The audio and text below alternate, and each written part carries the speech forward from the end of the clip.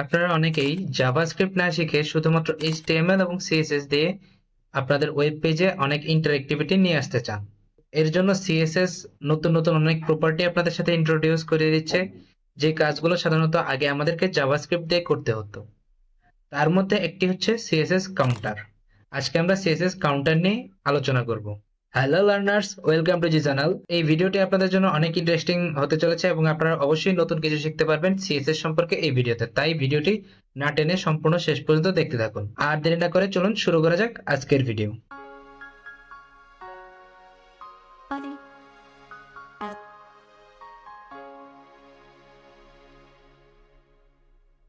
এখানে আপনারা দেখতে পাচ্ছেন তিনটা আর্টিকেল রয়েছে।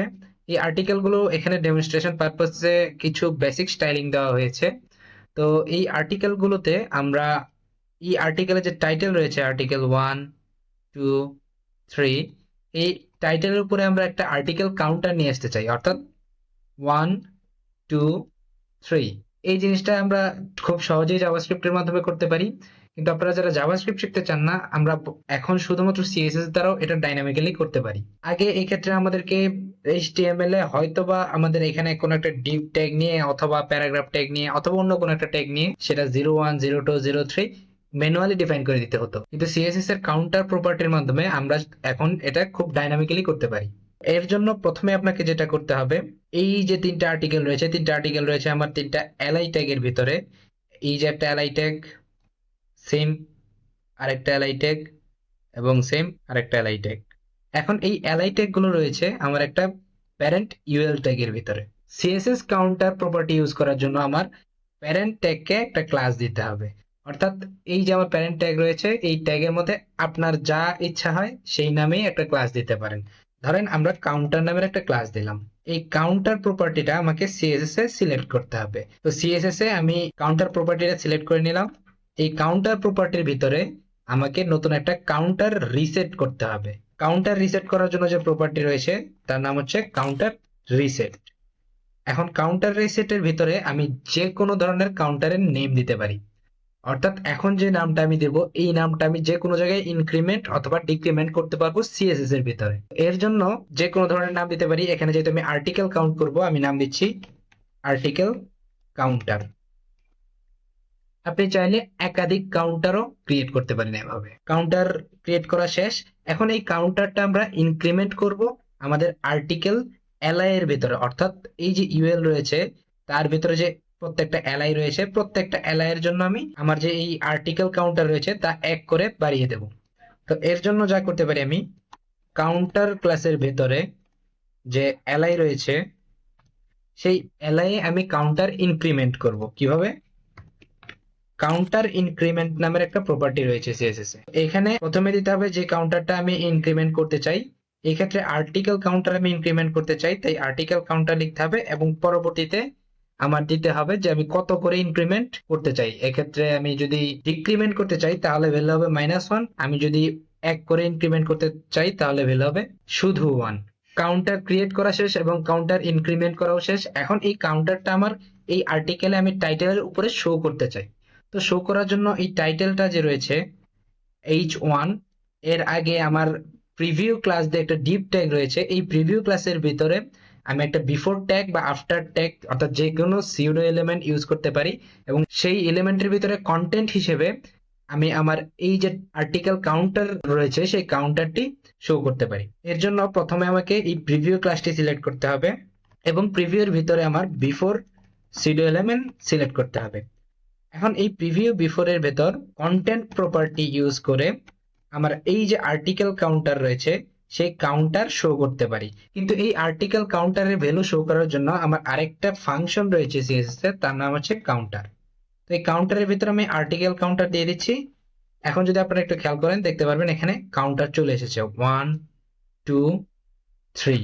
এখন এই ক্ষেত্রে আপনারা এই যে কাউন্টার গুলো আসলো 1, 2, 3, এগুলোকে আপনারা ইচ্ছা মতো স্টাইলিং দিতে পারেন। আমি শুধুমাত্র ফন্ট সাইজ বাড়িয়ে দিচ্ছি এবং ফন্ট ওয়েট চেঞ্জ করে দিচ্ছি। Font size let's say 3.5 rem and font weight can be 40।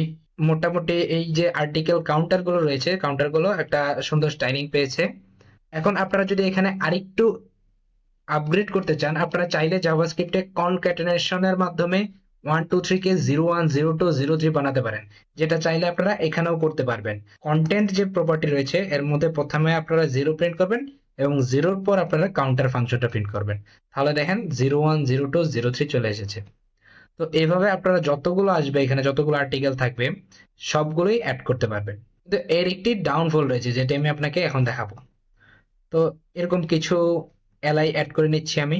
এগুলো অনেকটা বাইরে চলে যাচ্ছে, তো আমি এটা র্যাপ করে নিই যেন বাইরে না যায়। ওকে, এখন মোটামুটি ঠিক আছে। সব আর্টিকেল একই পেজের ভিতরে চলে এসেছে।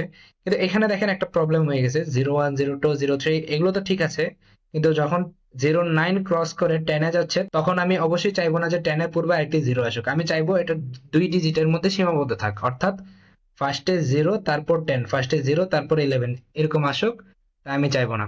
তো এর জন্য এটা 0 কনক্যাটেনেট করাটা পারফেক্ট ওয়ে না। এর একটি সমাধান রয়েছে। সমাধানটি হচ্ছে আমাদের এই কাউন্টার ফাংশনের সেকেন্ড প্যারামিটার হিসেবে আমি একটি স্পেশাল প্রপার্টি পাস করতে পারি। তা হচ্ছে ডেসিমাল লিডিং 0। তো এখন যদি আপনারা দেখেন সবগুলো কাউন্টারে অটোমেটিক্যালি 01 02 03 চলে এসেছে, এবং যখন 10 থেকে শুরু হচ্ছে তখন 10 11 12 তখন আর কোনো 0 থাকছে না। তো এই জিনিসটা আমরা জাভাস্ক্রিপ্ট ইউজ না করে খুব ইজিলি সিএসএস এ করতে পারছি। আর এর ব্যবহার শুধু এই পর্যন্ত সীমাবদ্ধ না, আপনি ইনক্রিমেন্ট অথবা ডিক্রিমেন্টের যে কোনো জায়গায় সিএসএস কাউন্টার প্রপার্টিটা ব্যবহার করতে পারবেন। এইটি ব্যবহার করার আরেকটি সুবিধা রয়েছে। আপনারা যখন জাভাস্ক্রিপ্ট দিয়ে এই কাউন্টার গুলো অ্যাড করছেন, অথবা আপনি জাভাস্ক্রিপ্ট দিয়ে যখন কোনো একটা কন্টেন্ট অ্যাড করছেন আপনার পেজে, তখন সেই কন্টেন্টটা এরকম সিলেক্টেবল থাকে, অর্থাৎ সেই কন্টেন্টটা সিলেক্ট করে কপি পেস্ট করা যাবে, অর্থাৎ যা ইচ্ছা করা যাবে সেটা দিয়ে। কিন্তু আপনি যখন সিএসএস এর মাধ্যমে কোনো একটা কন্টেন্ট পেজে অ্যাড করছেন, তখন আপনারা চাইলেও সেটাকে সিলেক্ট করতে পারবেন না। তো অনেক ক্ষেত্রে এরকম হয়, আমাদের যে কন্টেন্ট গুলো থাকে আমরা চাই যে সেই কন্টেন্ট গুলো রেস্ট্রিক্টেড থাকুক, অর্থাৎ সেগুলো সিলেক্টেবল না থাকুক। সেক্ষেত্রে আপনারা জাভাস্ক্রিপ্টের বদলে সিএসএস এর কাউন্টার প্রপার্টিটা ব্যবহার করতে পারেন। আশা করি আপনাদেরকে নতুন কিছু শেখাতে পারলাম এই ভিডিওতে।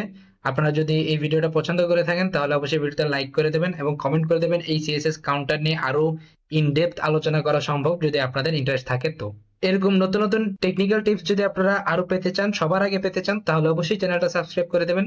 এতক্ষণ সাথে থাকার জন্য সবাইকে ধন্যবাদ। Signing off for today.